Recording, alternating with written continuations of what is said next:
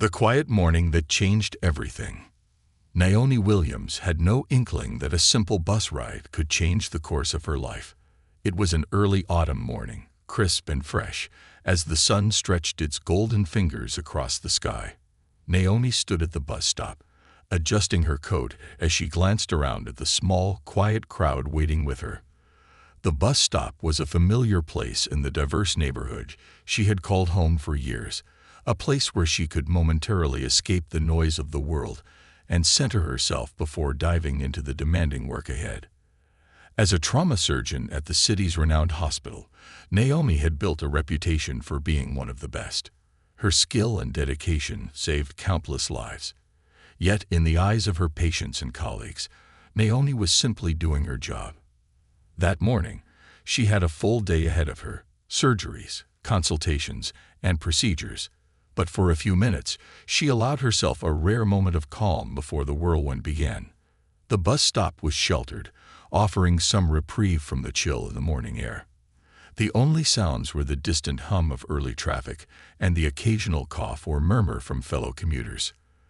There was an elderly woman clutching a bag of groceries, a young father holding his daughter's hand, and a college student with headphones on, lost in his own world. Naomi noticed the sense of quiet resignation in the air. It was the kind of morning that promised nothing extraordinary, yet something about the stillness around her felt off, like an unspoken tension hanging in the air, waiting to be released. The bus arrived with its usual screeching brakes, breaking the silence. The crowd shifted toward the curb in anticipation, preparing to board. Naomi had ridden this route countless times before, and she had learned to recognize the bus drivers, each with their own quirks and mannerisms. But today was different.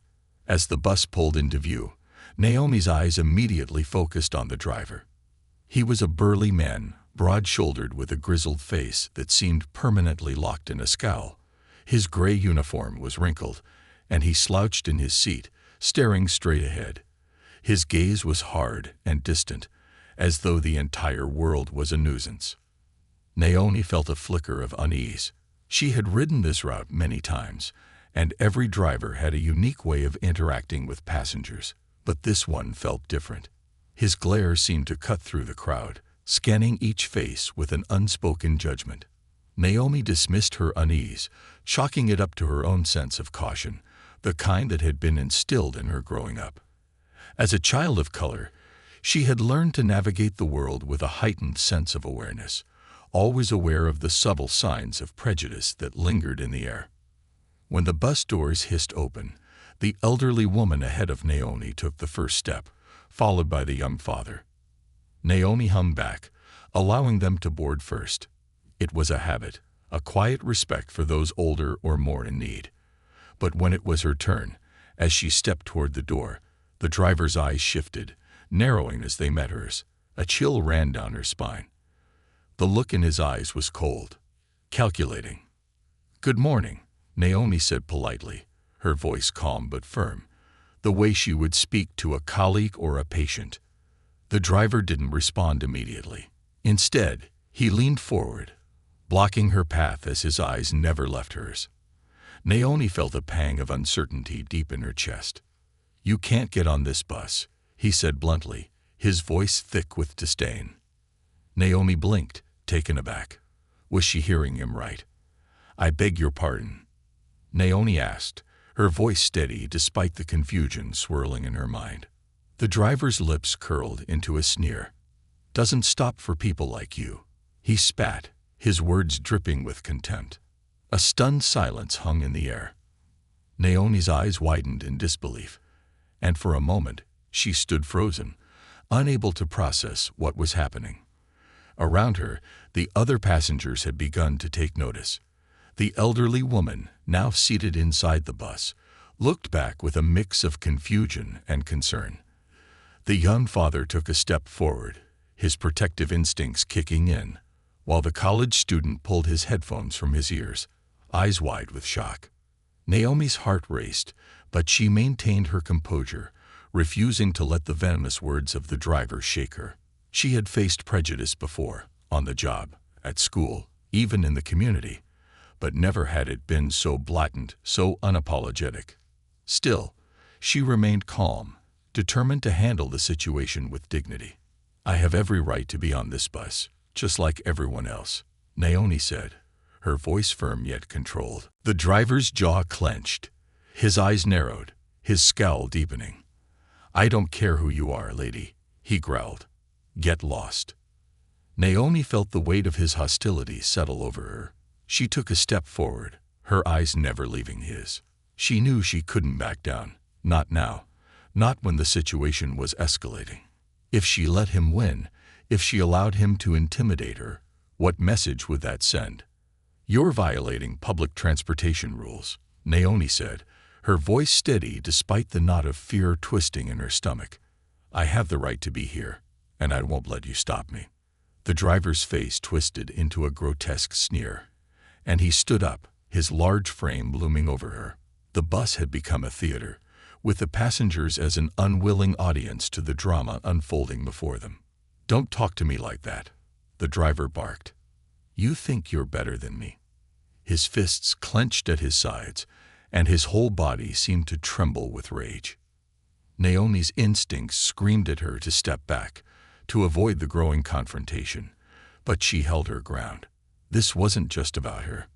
This was about standing up to hatred, to the kind of prejudice that still lurked in the shadows of society. She couldn't allow it to go unchecked, not when so many had fought for progress. As the driver advanced toward her, his fists raised, the crowd gasped. Panic swept through Naomi's body, and her breath quickened. She didn't have time to think, only to react. Time seemed to slow as she darted to the side, narrowly avoiding the driver's outstretched arm. She stumbled backward onto the pavement, the impact jarring but momentarily grounding her. Her heart raced in her chest, but she pushed herself back to her feet, not allowing herself to show weakness. The situation was unraveling fast. The passengers who had been silent observers moments ago now began to react. The young father stepped forward, placing himself between Naomi and the driver. His voice was firm, his stance protective. "Back off," he said, his voice echoing in the quiet of the morning. "You can't treat people like this." The driver hesitated, his anger faltering under the weight of the growing resistance. Naomi, her heart still pounding, couldn't help but feel a spark of hope. For the first time since the confrontation had begun, she wasn't alone. This wasn't just her fight anymore. It was a collective stand against injustice. From the nearby coffee shop, a figure appeared, tall with a commanding presence. A police officer, his uniform crisp and his face set in a stern expression. His gaze swept over the scene, and Naomi felt a rush of relief. Help had arrived. The rise of courage. The officer's presence brought an immediate sense of order to the chaotic scene.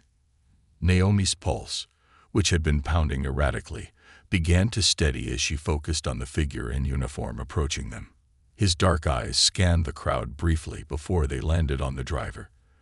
There was no hesitation in his movements, only the quiet authority of someone accustomed to handling difficult situations.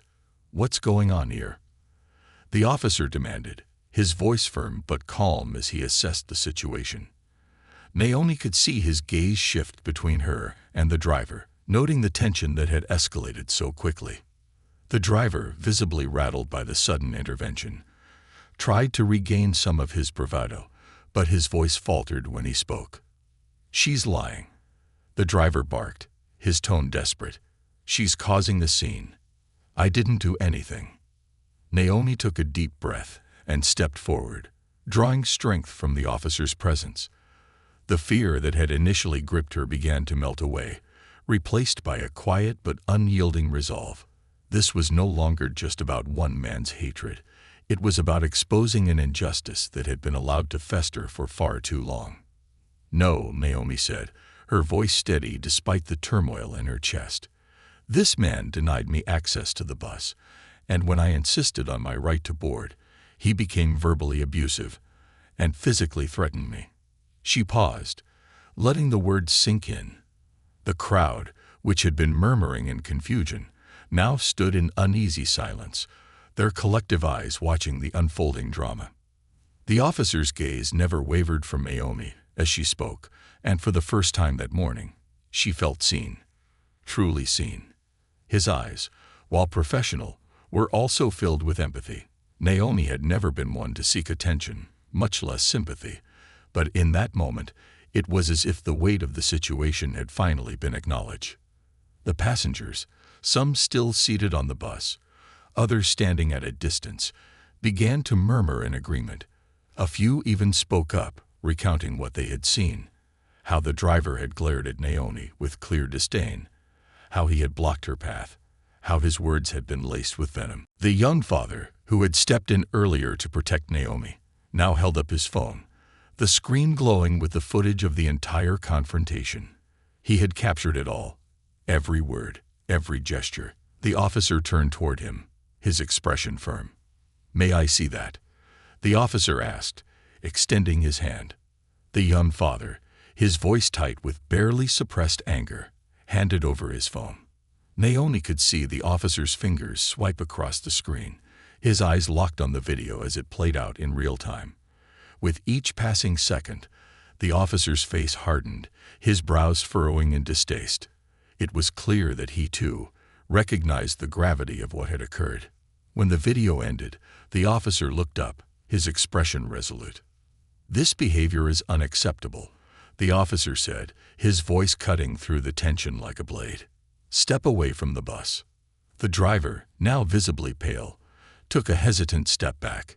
His bravado had evaporated, replaced by an uncomfortable vulnerability that Naomi had not expected. The officer's presence, coupled with the evidence now in his hands, had shattered whatever confidence the driver had once held. Naomi's breath caught in her throat as she watched the driver retreat. Part of her wanted to revel in the small victory, to feel vindicated by the officer's swift actions, but another part of her felt a strange emptiness. It wasn't just about this one man. It was about a system, a culture that allowed this kind of behavior to fester, unchecked, in the first place. Naomi knew that this was just one battle in a much larger war. She had no illusions about the work ahead. The officer's attention shifted back to her, and Naomi could see a flicker of recognition in his eyes. He was no longer just the law in this moment. He was a person, a witness to an injustice, and now a protector of that same justice. "Are you okay, Miss Williams?"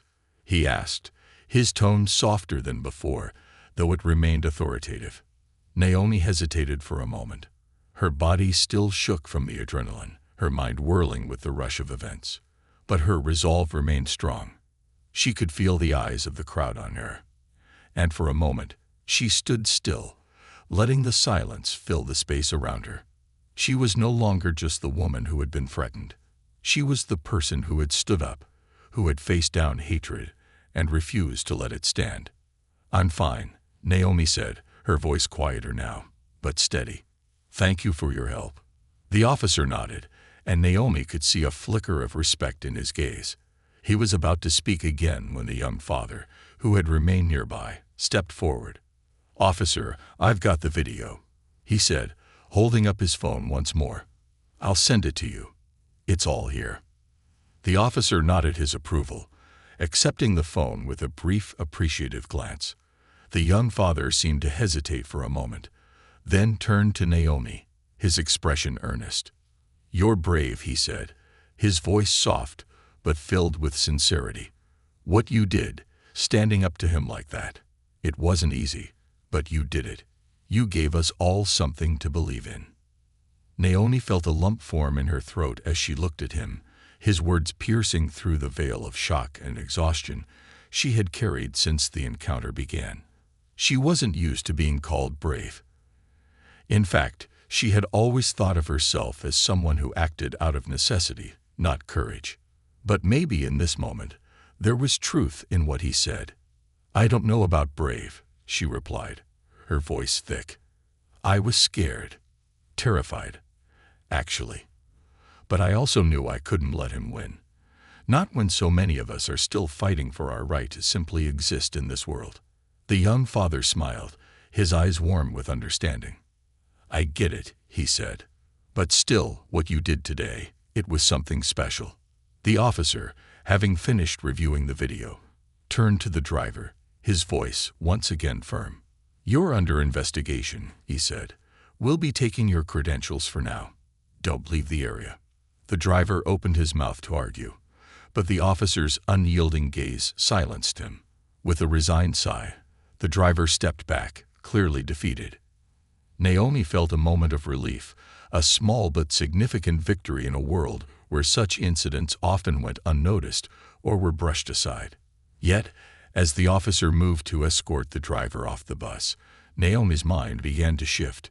She was grateful for the support she had received, both from the officer and from the strangers who had stood by her side. But she knew that this was just the beginning. The world didn't change because one person stood up to a bigot. It changed because people like her, people who had been marginalized and silenced, found the courage to demand better, to refuse to accept the status quo. As the officer continued to speak with the driver, Naomi turned toward the passengers still gathered around her. Their faces were filled with a mixture of concern and admiration, and for the first time in a long while, Naomi didn't feel so alone in the world. The young father approached her once more, his daughter still holding his hand. "Thank you," he said, his voice full of gratitude. "What you did today, you gave us all hope." Naomi nodded, the weight of his words sinking deep into her chest. She hadn't set out to be a symbol of hope, to inspire others, but here she was, standing at the precipice of something far larger than herself. The seeds of courage had been planted, and now she would do everything in her power to nurture them. The ripple effect. Naomi Williams stood silently as the officer escorted the driver off the bus. The scene was slowly starting to dissolve, with passengers trickling off and heading their separate ways, but the weight of what had happened still hung heavily in the air. She stood there, still at the bus stop, trying to catch her breath, though it felt as though her lungs couldn't fully expand. The adrenaline from the confrontation had left her body trembling, her mind still reeling from the intensity of the moment. But beneath the exhaustion, there was something else, a quiet sense of victory, not just her own, but a collective one, a small but meaningful triumph over the ugliness of hate. She glanced around, seeing the faces of the people who had witnessed everything. The young father who had stepped in to protect her, the elderly woman who had offered a supportive look, and even the college student who had taken off his headphones to witness it all. Naomi had come to realize, in that instant, that this was no longer just about her. It was about all of them, the people who chose to stand by, to speak up, to not let hate go unchallenged. It was a reminder that even in the face of cruelty, there was always the potential for solidarity. As the last of the passengers left, Naomi found herself alone once more at the bus stop. The street was quieter now, the noise of the city beginning to fade as the sun rose higher in the sky. Her breath came in shallow gasps as she took in the fresh morning air, the scent of autumn leaves filling her senses. It was a strange feeling, standing there, knowing that her life had just changed in ways she couldn't yet comprehend. The officer returned to her, his expression calm and professional. He had just finished his conversation with the driver, who had been removed from the bus and taken aside for questioning. Naomi turned to face him, nodding in acknowledgement. "Dr. Williams," the officer said, his tone warm but still firm, "I'll need a full statement from you. We'll be opening an investigation into this incident, and I'll need your cooperation. You won't have to deal with him again. I can assure you of that." Naomi nodded, still processing the magnitude of what had just happened. "Of course," she replied, her voice steady despite the heaviness in her chest. "I'll do whatever is necessary." As the officer gave her the details of the next steps, Naomi's mind drifted to the events of the morning. It wasn't just about the bus driver anymore. It wasn't even just about the prejudice she had faced in that brief confrontation. It was about the wider implications, the fact that racism, hate, and prejudice were still alive and well in the world, and that every time people chose to turn a blind eye or remain silent, they were allowing that ugliness to thrive. She hadn't intended to become a symbol. She wasn't interested in making headlines or becoming the face of some larger movement. But as the officer's words echoed in her mind, she realized something. This wasn't just her fight. It was everyone's fight. And if her actions had sparked something in others, if her refusal to remain silent had ignited even the smallest of flames in the hearts of those who witnessed it, then she would stand tall and proud. She would continue to fight. The officer handed her a card with his contact information, as well as the details for submitting her statement. Naomi took it gratefully, tucking it into her bag. As she did, she noticed the young father from earlier, still standing nearby with his daughter. He had a gentle smile on his face as he walked toward her, his daughter holding his hand tightly. "You okay?" he asked quietly, his voice full of concern. Naomi looked at him and nodded, though she could feel her hands trembling as she folded them together. "I'm fine. Thank you for stepping in. I don't know what would have happened if you hadn't." He shook his head, his eyes sincere. "It's the least I could do. What you did today was incredible. You didn't back down. You stood your ground. We need more people like you." Naomi smiled softly, though it felt a bit forced. She hadn't felt strong in that moment. In fact, she had felt vulnerable, exposed, and frightened. But now, in the presence of this stranger, this man who had seen her as more than just a victim, she could see it differently. "I wasn't sure I could do it," she confessed. "It felt like everything was happening so fast, and I wasn't sure if I was going to make it through. But then I realized, if I didn't stand up, what kind of message would that send to the others?" The young father nodded, his eyes thoughtful. "It's easy to stand up when you don't have anything to lose, right? But when you're standing against someone who's got all that hate inside of them, it takes guts. And you did it. You showed all of us what courage really looks like." Naomi felt a lump rise in her throat, but she held it back, nodding gratefully. Before she could say anything more, the young father handed her a piece of paper with his contact information. "If you need anything," he said, "don't hesitate to reach out.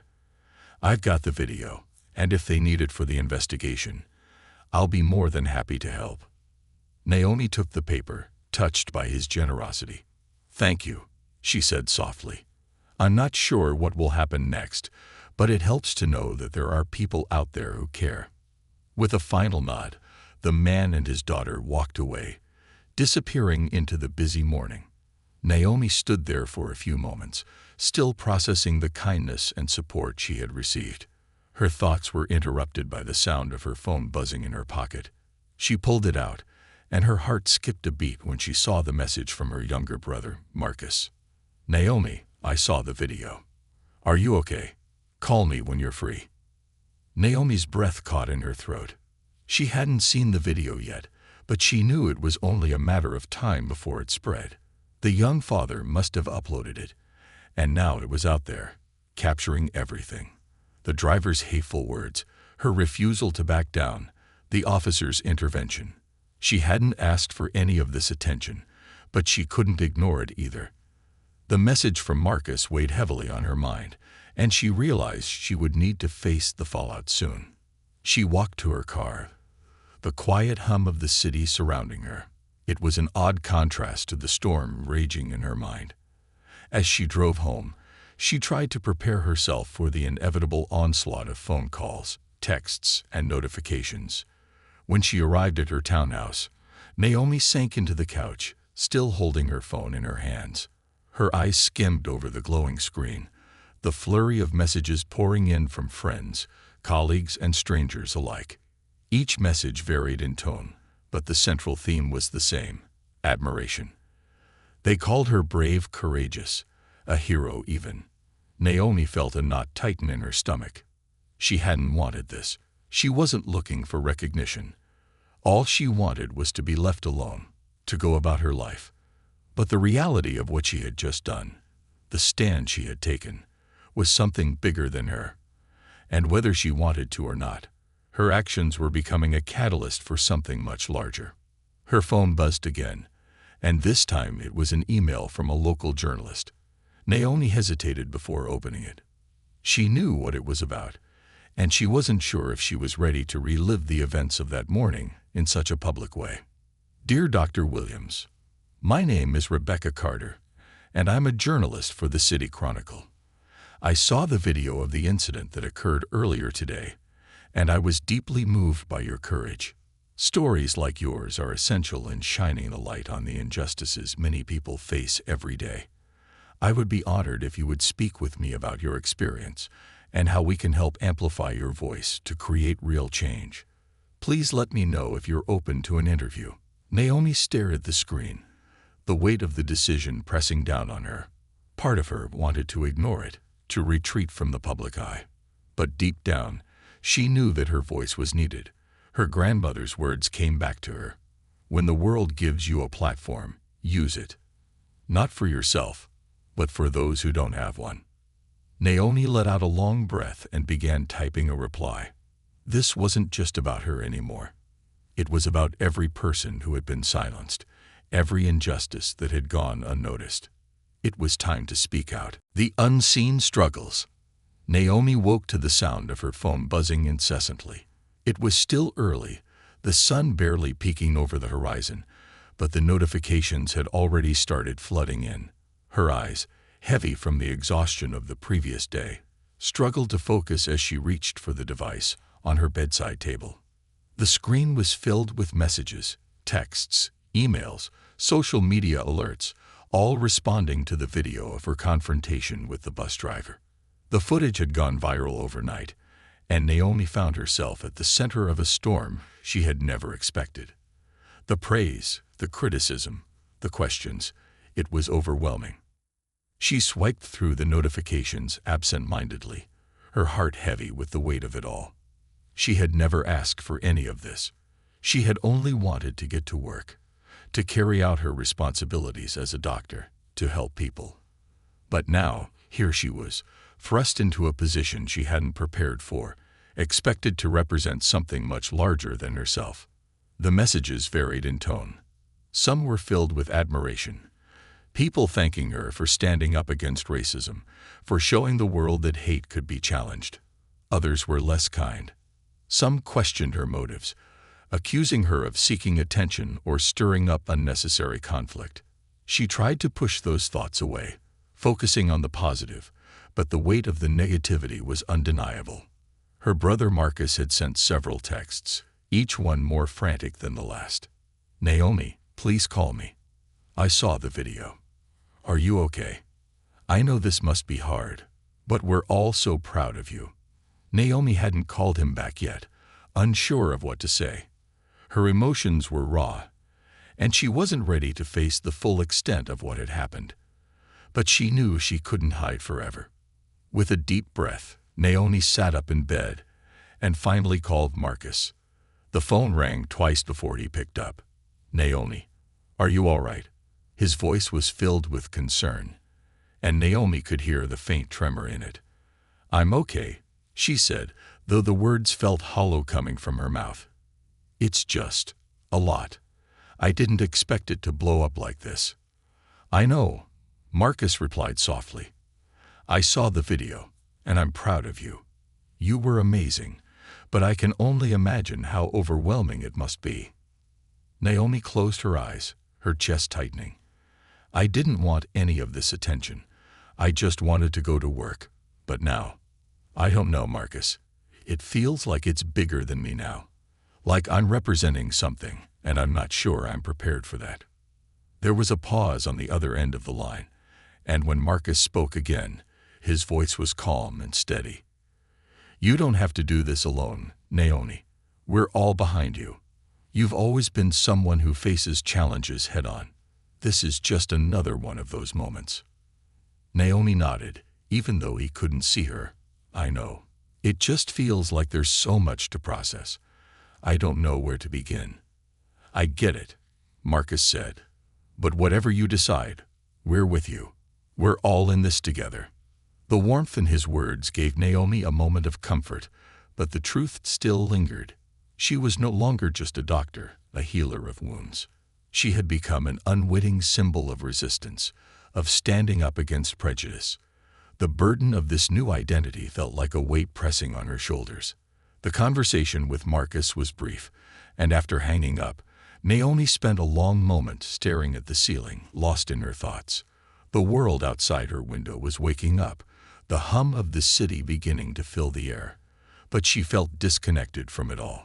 It was hard to focus on anything other than the whirlwind of emotions, the overwhelming flood of messages, and the realization that her life had irrevocably changed. Her phone buzzed again, this time with an email from Rebecca Carter, the journalist who had reached out the previous evening. Naomi opened the message with a mix of reluctance and curiosity. Dear Dr. Williams, thank you so much for your quick response. I would love to meet with you today to discuss your experience and the larger implications of this event. Your story is an inspiration, and I believe it has the power to make a difference. Please let me know a time that works for you, and I will make arrangements. Naomi sat for a moment, considering the email. She had always been someone who avoided the spotlight, someone who preferred to stay behind the scenes and focus on her work in the operating room. But now, her world had shifted. The platform she had been given wasn't one she had asked for, but it was undeniable. Her voice, her story, had the potential to spark change. But did she have the strength to use it? She picked up her phone and began typing a reply, her fingers hesitating over the keyboard. She couldn't deny the weight of the opportunity in front of her.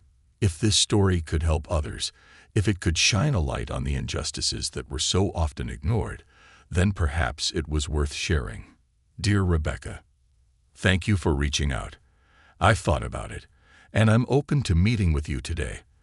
I believe it's important to share what happened, not just for me, but for everyone who has been silenced by hate and prejudice. Please let me know when and where you'd like to meet. Naomi hit send, her mind still swirling with uncertainty. This was not the direction she had anticipated for her day.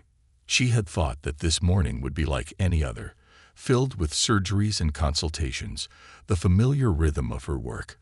But now, her role had shifted in ways she couldn't yet fully comprehend. As she prepared to leave her apartment, Naomi looked at her reflection in the mirror. The face staring back at her was familiar, yet it seemed different somehow. She was no longer just Naomi Williams, the trauma surgeon. She was Naomi Williams, the woman who had stood up against hate and injustice, the woman who had sparked a conversation about racism and prejudice that was reverberating across the city and beyond. The weight of it settled on her chest, but she squared her shoulders, determined not to let it break her. If she was going to walk this path, she would do so with purpose and clarity. She would not shrink from the responsibility. This was bigger than one person. It was about creating change, about challenging the systems that allowed hate to thrive. She would use her voice, her platform, to speak for those who could not. She grabbed her coat and her bag, then stepped out into the crisp morning air, the sound of traffic and city life, a distant hum in the background. The day stretched before her, full of unknowns. She didn't know how long this journey would take or where it would lead, but she knew one thing for sure: she wouldn't walk it alone. When Naomi arrived at the cafe where she was to meet Rebecca, the place was bustling with activity. The smell of freshly brewed coffee and the soft chatter of morning conversations filled the air. Rebecca was already there, seated at a corner table with a notepad and recorder in front of her. She stood as Naomi approached, extending a hand with a smile. "Dr. Williams, it's a pleasure to meet you," Rebecca said warmly. "Thank you for agreeing to speak with me today." Naomi shook her hand, feeling the weight of the moment. "Please call me Naomi," she said, offering a polite smile. "I'm glad to meet you." They both sat down, and Naomi felt herself being pulled into the conversation almost immediately. Rebecca was respectful, her questions thoughtful, carefully navigating the sensitive topics at hand. Naomi was surprised at how easy it was to talk to her. She spoke about the confrontation with the bus driver, about the shock and fear she had felt in the moment, and about the overwhelming support she had received from the people who had witnessed the incident. As the interview continued, Naomi found herself growing more reflective. "I've spent so much of my life focused on healing," she said, her voice steady but contemplative. on saving lives, on mending broken bodies. But I've realized something through this experience. It's not just about fixing what's broken physically. It's about standing up for what's right, even when it's uncomfortable, even when it's hard. I've seen so many people turn a blind eye to injustice, and I refuse to be one of them. Rebecca's eyes sparkled with admiration. That's exactly what you did, Naomi. You didn't back down. You made the choice to stand up for what's right. And that's what makes your story so powerful. Naomi nodded, feeling the weight of her words.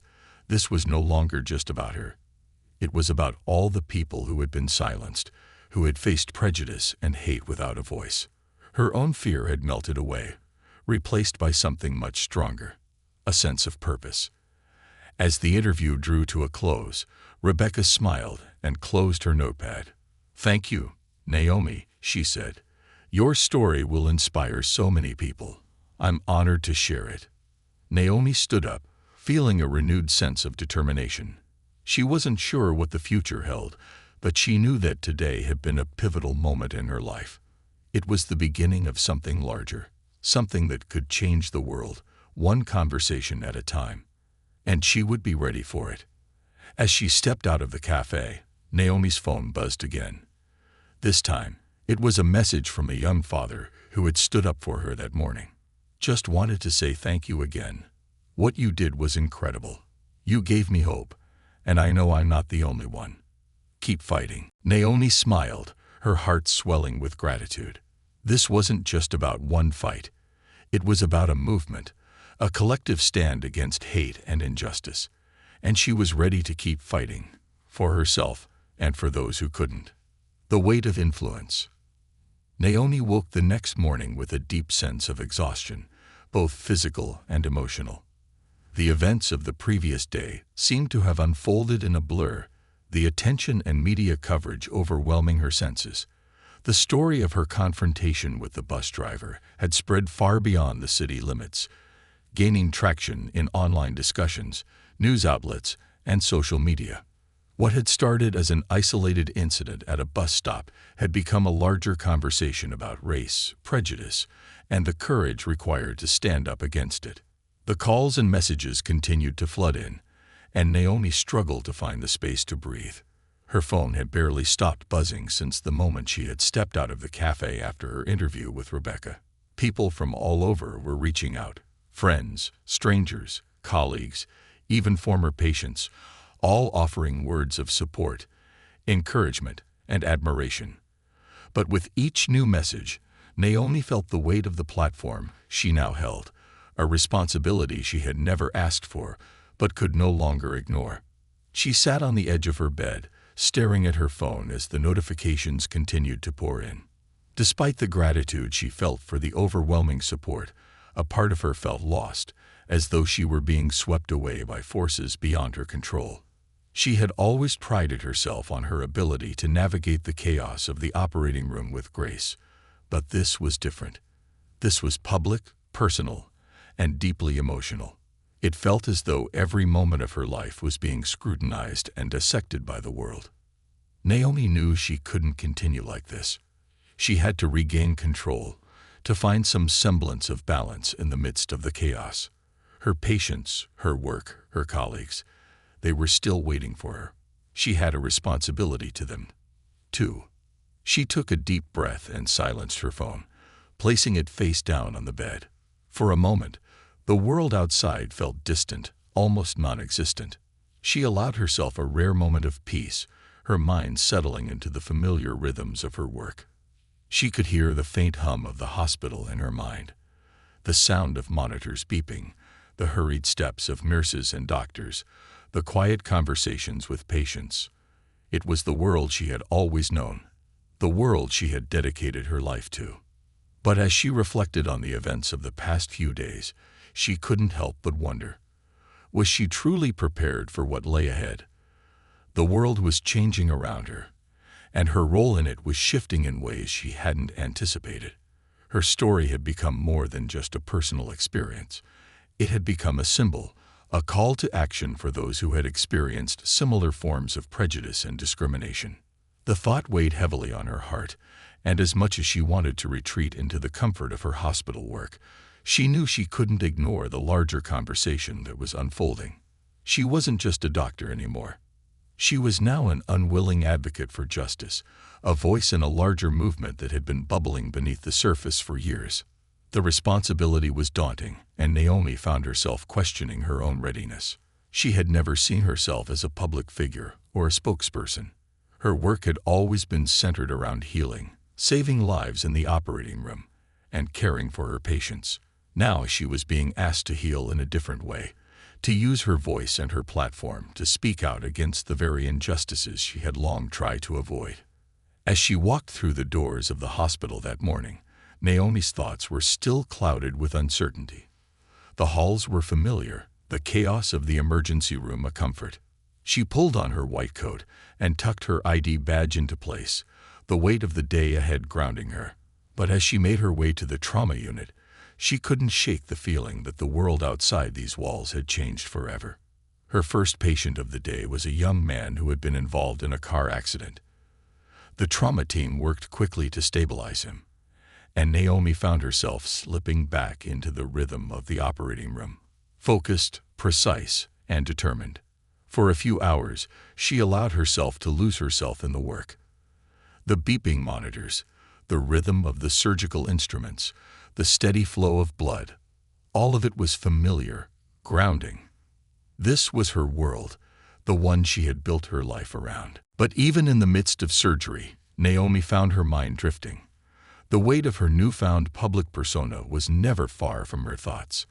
As she carefully stitched the young man's wounds, she couldn't help but think about the other people who had reached out to her.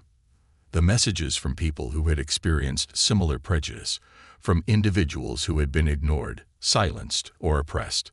She thought about the faces of the passengers who had witnessed her confrontation with the bus driver, the way they had come to her defense, the way they had stood up to injustice.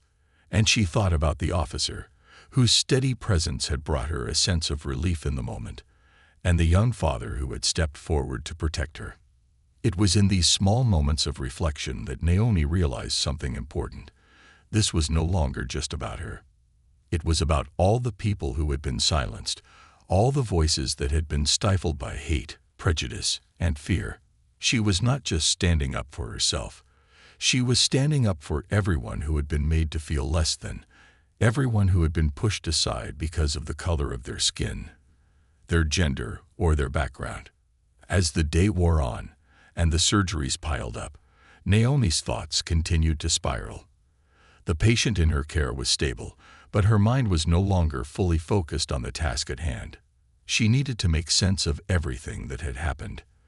There were so many questions swirling in her mind. What would she do with this newfound platform? How could she use her voice to help others? What kind of example did she want to set for the world? That evening, after a long shift, Naomi returned home. She was tired, both physically and mentally, but she knew she couldn't rest just yet. She pulled up her social media accounts, where the video of her confrontation with the driver continued to circulate. The comments were still a mixture of praise and criticism. There were those who lauded her bravery, calling her a hero for standing up in the face of hate. But there were also the critics, those who questioned her motives, who tried to discredit her, and who accused her of seeking attention. Naomi clicked on a comment that caught her eye. It was from a woman she didn't know, someone who had shared her own story of discrimination. The woman wrote about how she had been denied a promotion at work because of her race, how she had been passed over for opportunities time and time again, and how she had never had the courage to speak up. "You gave me the courage to finally say something," the woman wrote. "You stood up when it wasn't easy, and now I know I can too." Tears welled in Naomi's eyes as she read the comment. In that moment, something shifted within her. She had always seen her role as a doctor as one of quiet service, helping people when they were in pain, when they needed healing. But now she realized healing didn't always come in the form of a surgical procedure or a pill. Sometimes it came in the form of standing up and speaking out, of giving people the courage to find their own voice. She sat there for a while, letting the weight of the comments sink in. This was why she had to keep going, why she couldn't back down. It wasn't about her. This was about everyone who had been marginalized, everyone who had been made to feel invisible. Her small act of defiance had sparked something in others, and that was more powerful than she could have ever imagined. The next morning, Naomi received another message from Rebecca Carter. The journalist's article had been published, and it was everywhere. The article not only detailed the events of the day, but also explored the larger issue of systemic racism and how everyday moments of prejudice were often overlooked. Naomi was humbled by the way Rebecca had framed the story, not as a personal victory, but as a call to action for society as a whole. Naomi felt the weight of the responsibility growing heavier, but for the first time since that fateful morning at the bus stop, she felt ready. Ready to use her voice for something bigger than herself, ready to face whatever came next. The journey ahead would not be easy, but she had already taken the first step, and she wasn't going to stop now. A growing movement. The morning after reading Rebecca's article, Naomi felt an unfamiliar sense of anticipation in her chest. As she prepared for her day, her mind lingered on the ripple effect that had followed her confrontation with the bus driver. The story had spread like wildfire, sparking conversations in coffee shops, classrooms, and living rooms. The video of her standing up to the driver had become a symbol of resistance, but what was most surprising was how quickly it had turned into a movement. What had begun as a single, isolated moment of defiance was now an urgent call to action, and Naomi was at the center of it. She had spent the last few days trying to catch her breath, trying to understand how she, a trauma surgeon, had been thrust into a role she never asked for. A public figure, an advocate, a voice in a larger conversation about race and injustice. But with the growing media attention, she knew she could no longer ignore the responsibility that had landed in her lap. This wasn't just about her anymore. It was about a collective struggle, a movement that demanded change. When Naomi arrived at the hospital, she was greeted with a mix of familiar faces and new ones. Some colleagues offered nods of encouragement, while others lingered, hesitant to bring up the subject they all knew was now a part of her life. The weight of her dual identity. Naomi the doctor, and Naomi, the voice of resistance, felt heavier than ever. The hospital halls seemed to hum with a quiet energy, a subtle acknowledgement of the storm that had started to surround her. But despite the tension, Naomi did her best to keep her focus on the work at hand. As the day unfolded, Naomi found herself faced with a familiar challenge. Managing the lives of her patients. She had been trained for moments like this, where split-second decisions meant the difference between life and death. Today was no different. She slipped into the rhythm of the operating room, focusing on the task at hand with the precision that her job demanded. Yet, even as she stitched, cut, and repaired, her mind kept wandering back to the larger question that loomed over her. What now? Her role in the hospital hadn't changed. She was still a skilled surgeon, still the one her patients trusted to save their lives. But the world outside the hospital walls had transformed. There was a sense of urgency in the conversation she overheard in the break room, in the messages that continued to pour in. Naomi had always been a quiet person by nature, humble, dedicated to her craft. But now she found herself caught in the middle of a conversation she hadn't anticipated being part of, and it was becoming increasingly clear that her role in it was evolving. That afternoon, during a brief break between surgeries, Naomi's phone buzzed again. This time, it was an email from a local activist group. The subject line read, "A call for unity. Standing with Dr. Williams." Naomi opened it with a mixture of curiosity and trepidation. Inside, the email was filled with words of support, but it was also a request. The activist group, made up of local leaders and grassroots organizations, was planning a rally to address systemic racism and the need for better protection for marginalized communities. They wanted Naomi to speak at the event. They wanted her to be the face of a movement that was gaining momentum, one that had begun to take shape in the wake of her confrontation with the bus driver. Her fingers hovered over the screen as she read the email again. The thought of speaking at such an event sent a wave of anxiety through her. She wasn't a public speaker, wasn't comfortable in the spotlight, But the message was clear. This was no longer just about her. This was about amplifying the voices of those who had been silenced, about demanding accountability from a system that had allowed hate to fester for far too long. Naomi couldn't ignore the impact of her actions, nor the responsibility that had come with it. After a long pause, she finally typed a response. "Dear Name, thank you for reaching out and for the support. I am truly honored by the invitation to speak at the rally.